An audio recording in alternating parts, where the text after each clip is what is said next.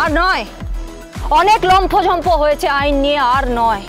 ভজন মিত্তির খুব বলতে না, বালতির বেটি বদনা, তো সেই বদনা আর সেই বালতি মিলে এমন ঝাঁপতালে নিচে দিয়ে গেল, কিছু তো করতেই পারলে না। বসে বসে শুধু বৃদ্ধাঙ্গুষ্ঠ চুষেই গেলে, তাই না? অপদার্থ।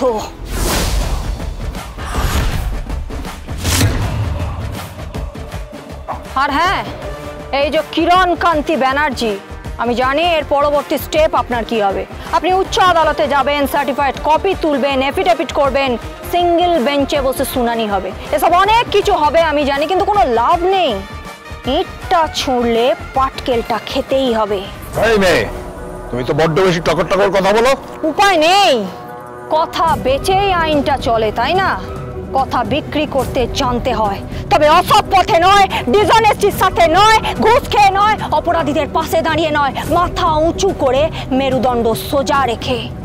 এসব আপনি বুঝবেন না, আপনাকে এসব কথা বলার কোনো মানেই হয় না। এই গীতা,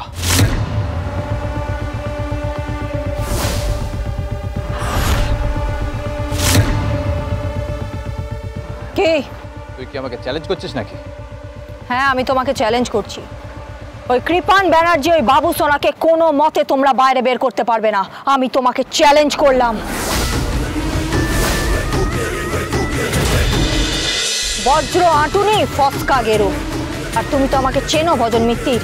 এই কিরণ কান্তি ব্যানার্জিকে বলে দাও যে রাজনৈতিকভাবে আমাকে যদি আর অপদস্থ করার চেষ্টা করেন, আমার নামে মিথ্যে বদনাম দেওয়ার চেষ্টা করেন, তাহলে ওনাকে আর তোমার সিনিয়র অগ্নিজিৎ মুখার্জিকে এমন মরবো না, একটা মারও বাইরে পড়বে না।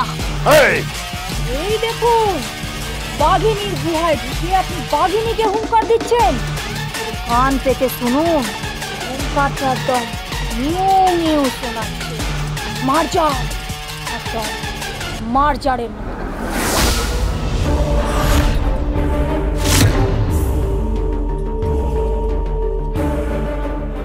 এই কি বলে গেল, কি বলে গেল?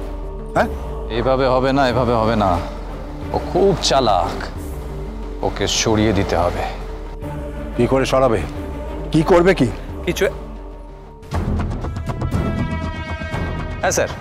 ভজন, ভজন একটু আগে আমাকে ফোন করেছিল গীতা, ও আমাকে থ্রেট করছে। স্যার এখানে এসেছিল, আমাদেরকে থ্রেট করে দিয়ে গেল। কি বলো তোমাকে? স্যার বলল আমরা নাকি বাঘিনীর গুহায় ঢুকে পড়েছি, আমাদের হুঙ্কার নাকি মিউ মিউ শোনাচ্ছে, মার্জারের মতো। হোয়াট? ওর এত বড় স্পর্ধা, আর তুমি এগুলো দাঁড়িয়ে দাঁড়িয়ে শুনলে? কি করবো স্যার? কোর্ট চত্বর তো স্যার, কি করবো বলুন তো? দেখি ফোনটা আমাকে দিন, ফোনটা। এই যে অগ্নিজিৎ মুখার্জি, আপনাকে একটা কথা বলছি, মন দিয়ে শুনুন।